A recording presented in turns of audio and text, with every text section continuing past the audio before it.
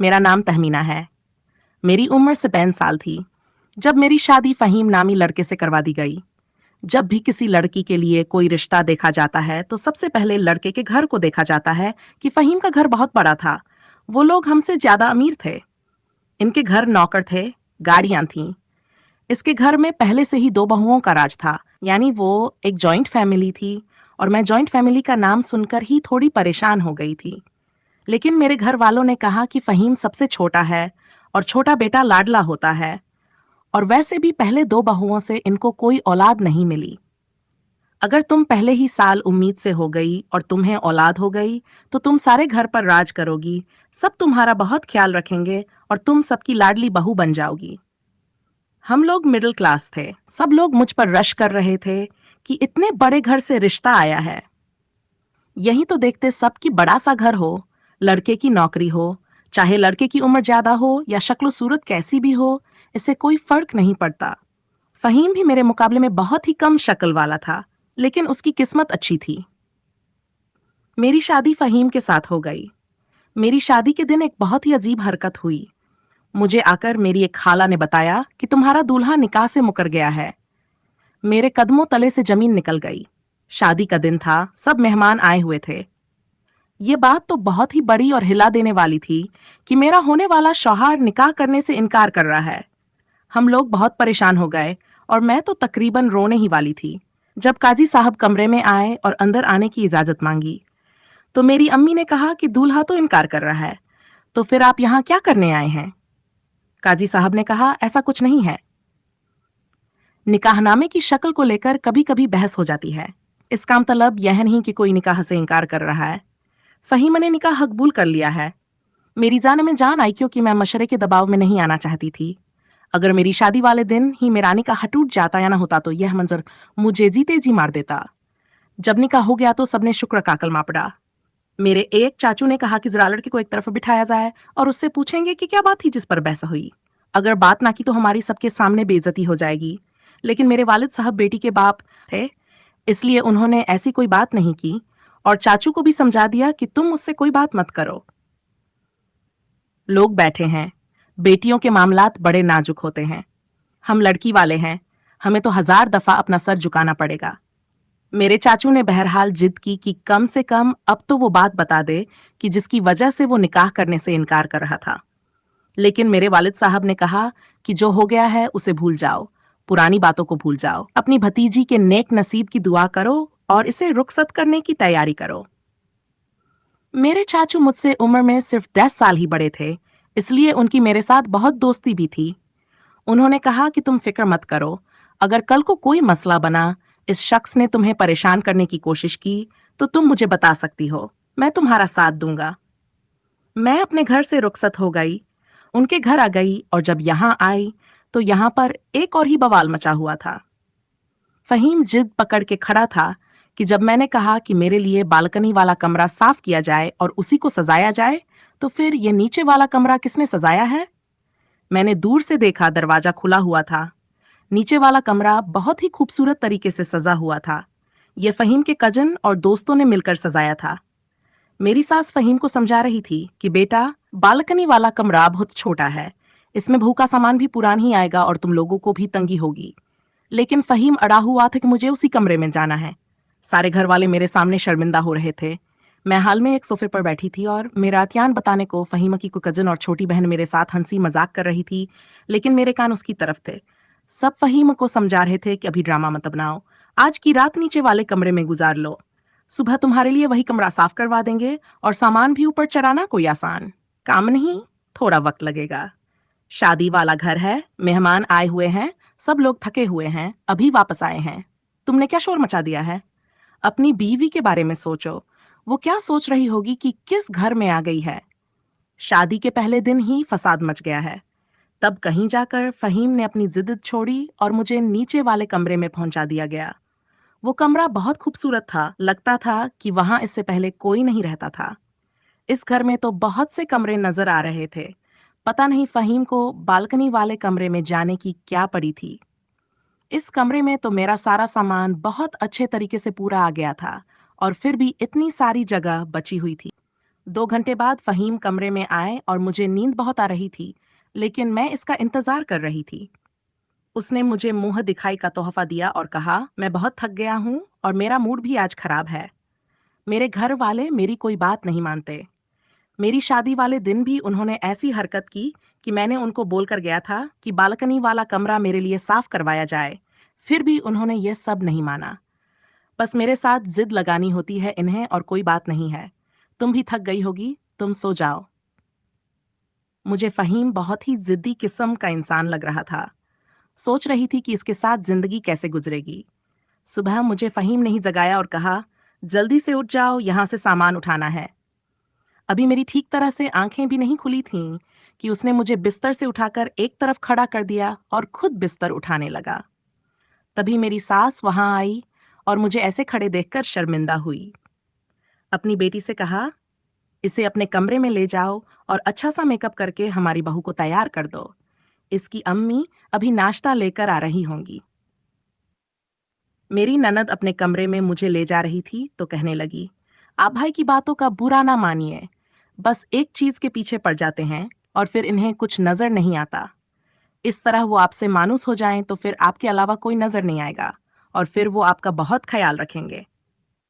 मेरे शौहर ने अपनी जिद पूरी करवा के ही दम लिया। उसने बालकनी वाले कमरे में मेरा सारा सामान पहुंचाया, इस कमरे की सफाई करवाई, वहां पर सामान सेट किया, बालकनी की भी सफाई करवाई और सारा कुछ सेट करवा के ही उसने सुकून का सांस लिया। वो मेरे माँ बाप के पास थोड़ी देर बैठा और उनके सामने मुझसे अच्छे तरीके से पेश आने लगा। जब मैं रस्मों और मेहमानों से फारिग होकर रात को अपने कमरे में आई तो हैरान रह गई। ये कमरा बहुत तंग था। मेरा सामान गोया यहाँ फंसा पड़ा था। नमाज पढ़ने जितनी जगह भी नहीं बची थी। इससे पहले कि मैं कुछ बोलती, फहीम ने कहा, इसको कहते हैं सेटिंग। अब देखो सब कितना अच्छा लग रहा है, चलो आइसक्रीम खाने चलते हैं। आइसक्रीम? वो भी इतनी ठंड में? अरे तुम भी ना कुछ नहीं समझती। आइसक्रीम तो बहाना है, मैं तो तुम्हें बाहर लेकर जा रहा हूं ताकि हम अपनी बातें कर सकें। फहीम ने प्यार से कहा। मुझे भी इसका यूं बात करना अच्छा लगा। हम घर से बाहर चले गए। घर वाले भी खुश हुए कि दोनों की आपस में कोई बातचीत तो हुई। इसका मतलब दोनों शादी से खुश हैं। 4 दिन मेरी जिंदगी के सबसे अच्छे दिन थे। ये दिन ख्वाब जैसे थे। मैं फहीम के साथ बहुत खुश थी। उसने मेरी बहुत तारीफ की, मुझे शॉपिंग करवाई और हमने काफी सैर भी की। मैं खुश थी। शादी को 2 हफ्ते गुजर थे कि मेरी तबीयत अचानक खराब रहने लगी। मुझे बहुत नाकाहत महसूस हो गई। मेरी सास ने मुझे देखा और फौरन डॉक्टर के पास ले गईं। मेरी एक जेठानी भी मेरे साथ गई थी। डॉक्टर ने बताया कि मैं उम्मीद से हूं लेकिन मुझे बहुत कमजोरी है, इसलिए डॉक्टर ने मुझे काफी सारी दवाइयां दी और कहा कि 4 हफ्ते के बाद अल्ट्रासाउंड के लिए आना होगा। मैं बहुत खुश थी क्योंकि मेरे लिए वाकई यह बहुत खुशी की बात थी। जैसे मेरी माँ ने कहा था कि अगर मैं पहले ही साल में उम्मीद से हो गई तो इस घर में मेरे पाँव बहुत मजबूत हो जाएंगे। यह खबर सुनकर तो मेरी जेठानी को बहुत दुखी होना चाहिए था, लेकिन उसकी आंखों में तो सच्ची खुशी थी। वो बहुत खुशन जरा रही थी। अस्पताल से लेकर गाड़ी तक उसी ने मेरा हाथ था मेर खा। रास्ते में शॉपिंग मॉल में गए जहां से मेरी सास ने मेरे लिए तोहफे खरीदे, मेरे लिए फल खरीदे। वो भी इस खरीदारी में आगे आगे थी और बहुत खुश हो रही थी। उसने भी अपनी तरफ से मेरे लिए एक अच्छा सा तोहफा खरीदा और मुझे यही कहती रही कि मुबारक हो, सब ठीक हो जाएगा, अब तुमने अपना बहुत ख्याल रखना है। मैं अपनी जेठानी की अच्छाई की कायल हो चुकी थी। मैं ये मान चुकी थी कि वो एक अच्छी औरत है क्योंकि मेरी खुशी में मुझसे ज्यादा खुश थी।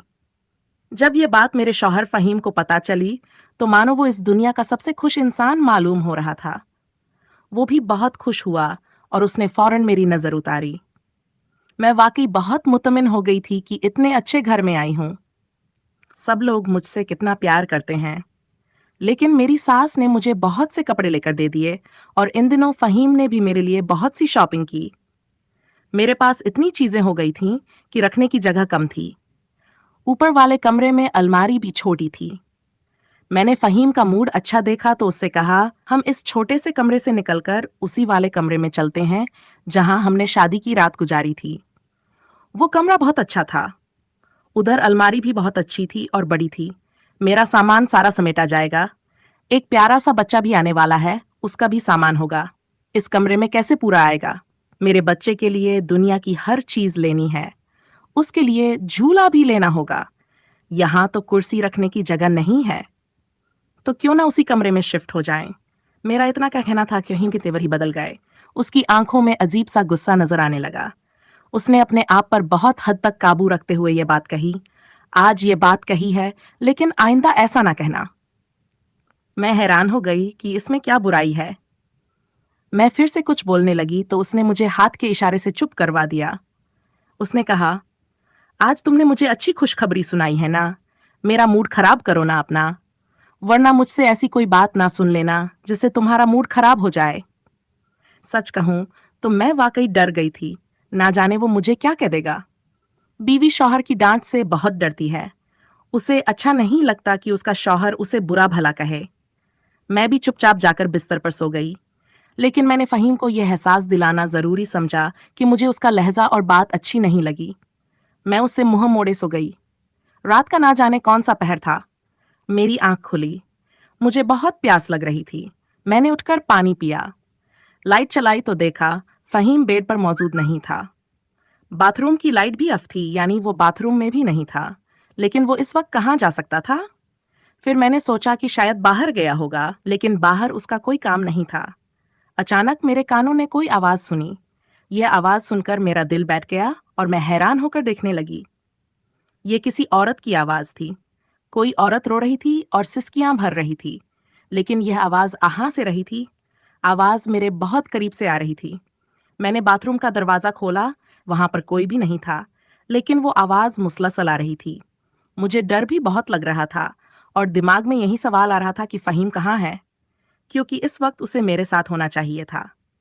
अगर वो यहाँ होता तो मैं इसी को कहती कि जाकर देखे ये आवाज कहाँ से आ रही है। लेकिन वो कमरे में था ही नहीं। मैं इतना डर गई कि मुझे अपनी ही सांसों और दिल की धड़कन की आवाज कान में सुनाई दे रही थी। मैंने खुद पर थोड़ा काबू पाया, सांस रोकी तो मुझे इस आवाज की सिमत मिल गई। वो आवाज बालकनी से आ रही थी। मैं हैरान थी कि बालकनी से ये आवाज कैसे आ सकती है। वहां इस वक्त कौन हो सकता है। मैंने जाकर बालकनी का दरवाजा खोलने की कोशिश की तो मैं हैरान रह गई कि दरवाजा दूसरी तरफ से बंद था। दरवाजे पर जैसे ही दस्तक दी वो आवाज एक झटके से बंद हो गई। दरवाजा दूसरी तरफ से बंद था। इसका मतलब क्या वहां पर कोई मौजूद था। मैंने दस्तक दी और पूछा, कौन है। वो इस वक्त कौन है यहाँ पर। मैं बार बार दस्तक दे रही थी कि एक झटके से दरवाजा खुला और मेरे कदमों तले से जमीन निकल गई। मैं बुरी तरह चौंक गई। वो फहीम था। मुझे कहने लगा, क्या कर रही हो तुम, सोई नहीं अब तक। ये सवाल तो मुझे आपसे करना चाहिए था, तुम यहाँ क्या कर रहे हो। बस मेरे सवाल करने की देर थी कि फहीम ने मुझे 2 पल गौर से देखा और कहा, चुपचाप जाकर सो जाओ। जो तुम्हारे मामलात नहीं हैं उनमें बोलने की जरूरत नहीं है। मैंने कहा, किसी के रोने की आवाज आ रही थी। इतनी सर्दी है और आप किसी से कॉल पर बात कर रहे थे। उसने कहा, मुझसे कोई सवाल करें मुझे बिल्कुल अच्छा नहीं लगता। तुम बार बार मुझसे सवाल कर रही हो। मैं तुम्हारी हालत का लिहाज कर रहा हूं, तो मुझसे लिहाज ही करवाओ और जाकर चुपचाप सो जाओ। फहीम ने मेरे मुंह पर दरवाजा बंद कर दिया और बाकी की सारी रात वो बालकनी में ही बैठा रहा। उसने मुझे ये तो पूछने का मौका ही नहीं दिया था कि वो किसी लड़की की रोने की आवाजें आ रही थीं। वो लड़की कौन थी। सुबह जब मेरी आंख खुली तो मैंने फहीम को बिस्तर पर सोते हुए देखा। लेकिन साफ जाहिर था कि शायद थोड़ी देर पहले ही वहां पर आया था, क्योंकि वो नींद में बिल्कुल भी नहीं था, सिर्फ सोने की एक्टिंग कर रहा था। मैंने अपनी नाराजगी का इजहार करना मुनासिब समझा और उससे कोई बात नहीं की, लेकिन उसने भी मुझसे ना कोई बात की और ना ही मुझे मनाने की कोशिश की। मगर ये वही शख्स था जो कल मेरे सदके वारी जा रहा था और अब इसको मेरे नाराज होने से कोई फर्क नहीं पड़ता था। सुबह से रात हो गई। हम दोनों में से कोई भी बात नहीं कर रहा था। मैंने कुछ वक्त अपनी सास के साथ बैठ के गुजार लिया और कुछ उनके साथ। वो भी मेरे साथ बहुत खुश थीं। जैसे ही मैं वापस अपने कमरे में आई और सोने की तैयारी करने लगी, मैंने देखा कि फहीम भी तैयारी कर रहा था। बट वो कमरे में सोने की तैयारी नहीं थी, बल्कि वो बालकनी में सोने वाला था। मैंने इससे कहा, क्या आपका दिमाग ठीक है। इतनी सर्दी में आप बाहर क्यों सोने की तैयारी में हैं। आपको ठंड लग जाएगी, आप बीमार हो जाएंगे। बाहर कितनी सर्दी है, 1 मिनट भी खड़ा नहीं हुआ जाता और आप सारी रात गुजारने की तैयारी में हैं। आखिर ऐसा क्यों कर रहे हैं। फहीम ने कहा, मुझसे सवाल जवाब नहीं करो। मैं तुम्हें पहले भी बता चुका हूं, वरना किसी भी किस्म के नुकसान की जिम्मेदार तुम होगी। आखिर इस बात का क्या मतलब है? क्या करेंगे? हाथ उठाएंगे मुझ पर, ये जानते हुए कि मैं आपके बच्चे की मां बनने वाली हूं? फहीम ने सर झुका लिया और कहा, इसीलिए तो लिहाज कर रहा हूं। मैंने कहा, क्या मतलब? क्या समझ रखा है आपने मुझे? आपके फायदे की बात कर रही हूं और आप मुझसे फिजूल बातें कर रहे हैं, ऐसी बातें जिन पर मैं आपसे नाराज हो सकती हूं। चलिए, बालकनी में सोने की कोई जरूरत नहीं, अपने कमरे में सोएं। अगर मुझसे बात नहीं करनी तो नहीं करेंगे, लेकिन अपनी जगह पर आकर सो जाएं। मेरा इतना कहना था कि वो अचानक से चिल्ला उठा। उसने कहा, नहीं, मैं बालकनी में ही सोऊंगा, और अगर तुमने मुझे रोकने या वहां आने की कोशिश की तो मैं तुम्हें तलाक दे दूंगा। मैं हैरान और परेशान हो गई। आसमान मेरे सर पर आ गिरा। मेरा शौहर एक छोटी सी बात पर मुझे तलाक की धमकी दे रहा था, और वो भी जब मैं उसके बच्चे की मां बनने वाली थी। और मैं हक पर थी। मैंने ऐसी कोई बात नहीं की थी जिसकी वजह से वो मुझे तलाक की धमकी देने पर उतर आता। मेरे शौहर ने फिर से दरवाजा फटाक से बंद किया और जाकर बालकनी में सो गया। मुझे नींद कहाँ आ रही थी, मैं तो बुरी तरह रो रही थी। थोड़ी देर बाद किसी और के रोने की भी आवाजें आने लगीं, और अब तो मेरे कानों ने कुछ अजीब सुना। मेरे कानों ने कुछ अल्फाज सुने। अल्फाज ये थे कि अपने वादे से मुकर नहीं जाना फहीम। वो औरत रोती जाती और बार बार यही कह रही थी कि अपने वादे से मुकर नहीं जाना। मैं तकरीबन लकड़ी के दरवाजे पर कान लगाए खड़ी थी, तब कहीं जाकर मुझे यह आवाज सुनने को मिली थी। लेकिन क्योंकि इस औरत की आवाज रोने की वजह से तकरीबन बैठ चुकी थी, इसलिए मैं इसकी आवाज को पहचान नहीं पाई थी। फहीम बालकनी में इसी दरवाजे से गया था, बट वो औरत वहां कहां से आई? ये क्या हो रहा था, समझ से बाहर था। अब तो ये सिलसिला ही चल पड़ा। वो वहीं पूरा दिन घर से बाहर रहता, मुझसे ठीक तरीके से बात भी नहीं करता, और अगर मैं बुलाती तो बोल लेता, नहीं तो मुझसे बात करना तो दूर, देखना भी गवारा नहीं करता, और रात होते ही जाकर बालकनी में सो जाता। मैंने देखा कि फहीम की तबीयत भी आजकल खराब रहने लगी थी। उसको बहुत बुरी तरह से खांसी लगी हुई थी। जाहिर है, जब सारी सारी रात को सर्दी में बैठेगा तो बीमार ही होना था। मेरे दिमाग में बुरे ख्यालात आते थे कि कहीं बाहर सर्दी में बैठे बैठे बेहोश न हो जाए, कहीं कोई और मसला न बन जाए, और दरवाजे को भी लॉक लगा लेता था कि मैं वहां जाकर ना देख सकूं। सोचा किसी को यह बात बतानी चाहिए। मुझे सबसे ज्यादा मेरी सास पर ही भरोसा था, क्योंकि इस घर में वही सबसे ज्यादा मेरे साथ अच्छी थीं और मेरा बहुत ख्याल रखती थीं। मेरे दोस्त जैसे चाचू भी थे, जिन्होंने मुझे कहा था कि कल को कोई मसला हो तो मुझसे बात कर सकती हो। मुझे इनसे बात करना भी मुनासिब लगा, क्योंकि वो फहीम को मर्दों की तरह बात समझा सकते थे। पर जो शख्स सिर्फ इस बात पर मुझे तलाक की धमकी दे रहा था कि अगर वहां तू आई तो मैं तलाक दे दूंगा, और अगर इसे पता चला कि मैंने इसके बारे में ये बात उसके घर वालों को या अपने घर वालों को बता दी है, तो वो क्या करता? फहीम जिद्दी था, बहुत जल्दी फैसले करता था, सबके बारे में गलत गुमान कर लेता था। कोई इसकी बात ना मानता तो इसको कहता, ये मेरा दुश्मन है, मेरे लिए अच्छा नहीं है, मेरा बुरा चाहता है। ऐसे शख्स से पंगा लेना कोई समझदारी की बात नहीं थी। वो गुस्से में आकर मुझे तलाक भी दे सकता था। मैं करती तो क्या करती? खैर, मैंने सोचा कि फहीम इस कमरे से वहां जाता है, बट वहां जाने का और कौन सा रास्ता है? बालकनी हमारे घर के गार्डन से नजर आती थी, सो मैं वहां चली गई। मैंने देखा कमरे की बालकनी के आसपास कोई दरवाजा तो नहीं था, बट दो और कमरों की बालकनी लगती थी, और 2 फीट का फासला था कि अगर कोई बहुत ही बहादुर शख्स हो तो वो इस 2 फीट के फासले को कूद कर मेरे कमरे की बालकनी में आराम से आ सकता था। अब मुझे ये जानना था कि इस कमरे के दाएं और बाएं वाला कमरा किसके पास है। मैंने सुना था कि घर के काफी सारे कमरे खाली थे। मैंने घर के नौकर से पता करवाने की कोशिश की कि घर के नौकर ने मुझे कहा, ये दोनों कमरे खाली हैं फ्रेंड। लेकिन मुझे शक हो गया था कि अगर कमरे खाली थे तो फिर वो कौन था जो हमारे कमरे की बालकनी में आता था। नौकर जरूर मुझसे झूठ बोल रहा था। अब मेरे पास एक ही रास्ता रह गया था कि मैं किस तरह से इस बात का पता लगाऊं कि वहां कौन आता है। जब मैं डॉक्टर के पास गई तो डॉक्टर से कहा, मुझे नींद नहीं आती है, इसलिए मुझे नींद की दवाई दे दीजिए। डॉक्टर ने कहा कि आपके लिए नींद की दवाई अच्छी नहीं है, पर फिर भी आपको हल्की सी दवाई दे देती हूँ। मैंने वो नींद की दवाई अपने शौहर के खाने में मिला दी, और वो आज कमरे में ही सो गया। डरी हुई तो मैं बहुत थी, क्योंकि मेरे सिर पर तलाक की धमकी लटक रही थी, लेकिन मुझे जानना ही था। मैं बालकनी में गई तो वहां पर एक पुरानी सी चादर और पुराना सा तकिया पड़ा था। फहीम, जो इतने बड़े घर में आराम से रहता है, वो क्यों रातों में ऐसे गंदे तकिए और चादर पर सोने के लिए मजबूर है? मैं वो चादर ओढ़कर उस तकिए पर सिर रखकर लेट गई। अभी 10 मिनट ही गुजरे थे कि मुझे हलचल की आवाज आई। कोई टाप कर वहां आया था। इसका मतलब इन कमरों में से होकर वहां तक कोई पहुंचा था, और मेरे कदमों तले से जमीन निकल गई जब किसी ने मेरे कंधे पर हाथ रखकर मुझे हिलाया, और वो आवाज किसी और की नहीं, बल्कि मेरी जेठानी की थी। दूसरी जेठानी भी वहां मौजूद थी। हम आ गए हैं, जल्दी करो, आज बहुत सती है, ये अमल जल्दी करना होगा। वो कौन सा अमल करने की बात कर रही थी? मेरे पास इसका कोई जवाब नहीं था, क्योंकि अगर मैं बोलती तो उनको पता चल जाता। इनमें से एक ने कहा, आज तुम अपनी बीवी के कपड़े क्यों नहीं लेकर आए हो? और तुम्हें इसके थोड़े से बाल भी लेकर आने थे। तुम बोलते क्यों नहीं? क्या बात है? उन्होंने जब देखा कि मैं जवाब नहीं दे रही, तो उन्होंने मेरे ऊपर से चादर हटाई और मुझे वहां देखकर हैरान रह गई। मैंने कहा, कौन से अमल की बात कर रही हैं भाभी? आप क्या करती हैं, मुझे बताएं। उनकी जुबान पर बस यही आया, फहीम कहाँ है? मैंने कहा, आप उनकी बात छोड़िए, जो मैं आपसे पूछ रही हूँ वो मुझे बताएं। लेकिन वो मेरे ही कमरे से निकलकर वहां से भाग गईं। मैंने सारे घर को सर पर उठा लिया, अपनी सास को भी बुला लिया और अपने जेठ को भी। सारे घर वालों को सारी बात बता रही थी तो शोर की आवाज सुनकर फहीम भी आ गया, क्योंकि मैंने उसे नींद की दवाई दी थी, बेहोशी की नहीं।